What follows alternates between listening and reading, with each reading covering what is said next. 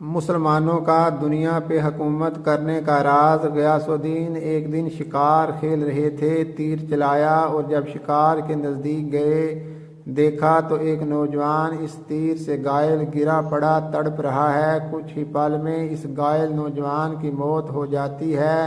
پتہ کرنے پر معلوم ہوا کہ وہ پاس ہی کے ایک گاؤں میں رہنے والے بزرگ کا اکلوتا سہارا تھا اور جنگل سے لکڑیاں چن کر بیچتا اور جو ملتا اسی سے اپنا اور اپنی ماں کا پیٹ بھرتا تھا۔ غیاث الدین اس کی ماں کے پاس گیا، بتایا کہ اس کی تیر سے غلطی سے اس کے بیٹے کی موت ہو گئی۔ ماں روتے روتے بے ہوش ہو گئی۔ پھر غیاث الدین نے خود کو قاضی کے حوالے کیا اور اپنا جرم بتاتے ہوئے اپنے خلاف مقدمہ چلانے کی آزادی دی۔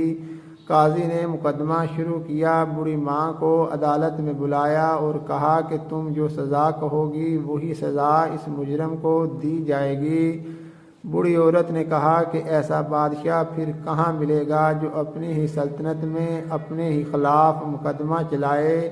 اس غلطی کے لیے جو اس نے جان بوجھ کر نہیں کی، آج سے غیاث الدین ہی میرا بیٹا ہے اور میں اسے معاف کرتی ہوں۔ قاضی نے غیاث الدین کو بری کیا اور کہا اگر تم نے عدالت میں ذرا بھی اپنی بادشاہت دکھائی ہوتی تو میں اس بڑھیا کے حوالے نہ کر کے خود ہی سخت سزا دیتا۔